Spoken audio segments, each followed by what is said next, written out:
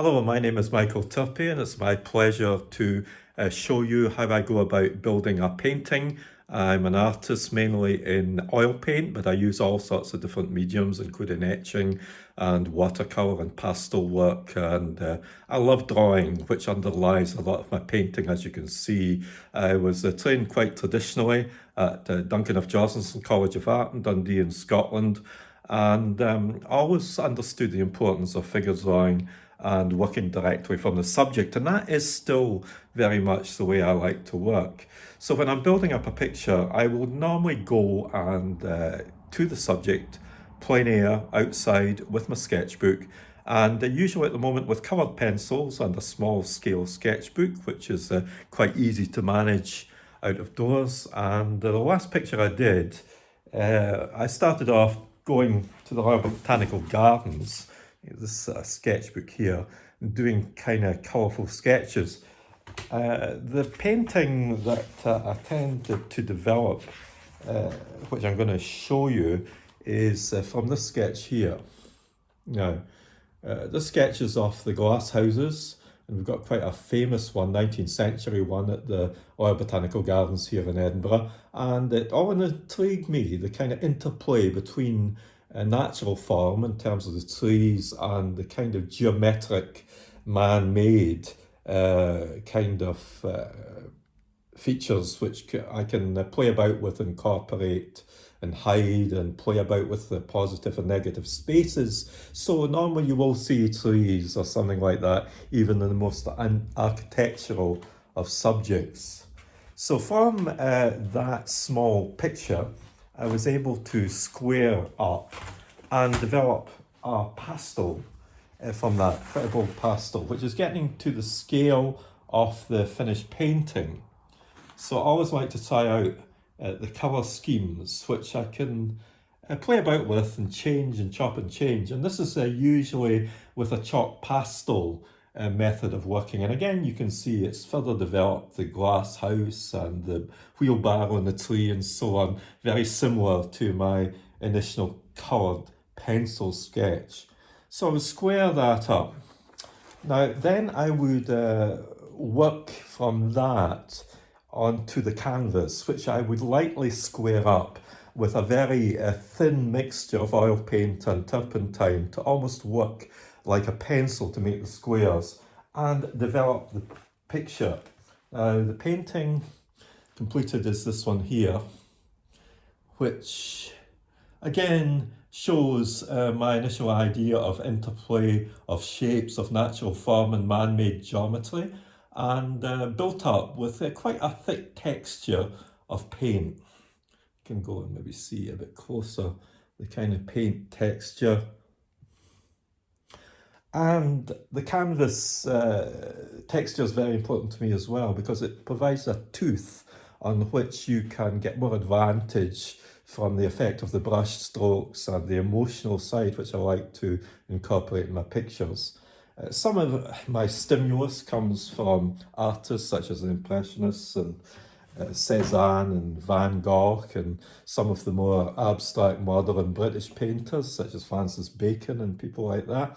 But at the moment, Van Gogh, and I got this little book. I made a recent visit to the Netherlands and visited the Kohler Muller Gallery, which is outside Amsterdam, and it just gave me a lot of additional impetus to practically incorporate my pictures with a thickening of the paint and such like, and a vibrancy of colour. And I like to use this sort of paint here. It's like called Old Holland oil paint, and this is one of my favourite colours, cerulean blue, which unfortunately is one of the most expensive colours, but it's something I just love to use quite a lot of. So I've got a big range of Old Holland oil paints there. In addition to that is my collection of paintbrushes, quite a lot of big hog hair brushes there, but also a collection of sable, fine sable, for finishing off some of the detail.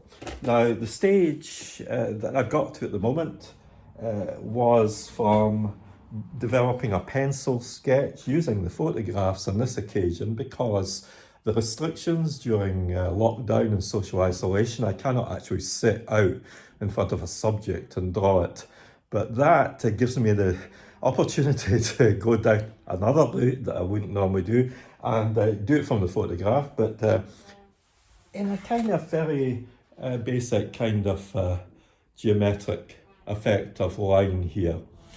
Now, developing from the pencil sketch to this stage here is the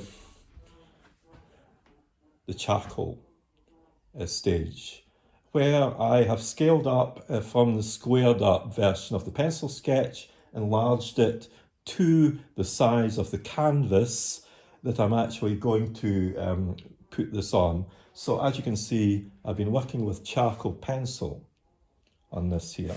I love charcoal pencil.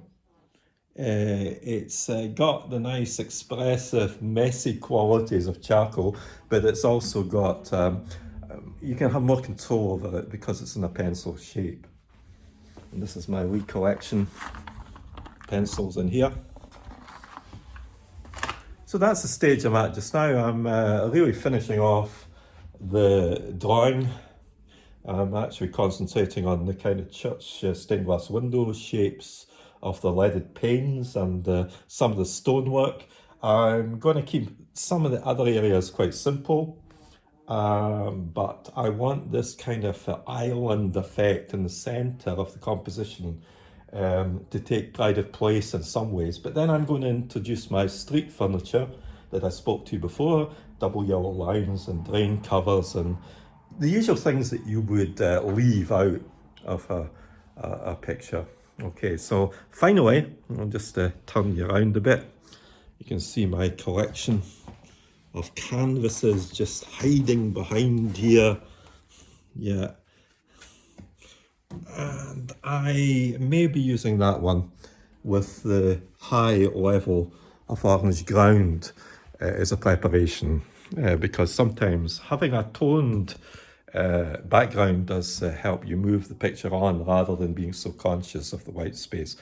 Okay, I'm just going to leave it there and get on and finish this drawing and catch up with you at stage 3. So thanks for watching and have a nice day and see you soon. Okay, thanks. Bye-bye. Bye.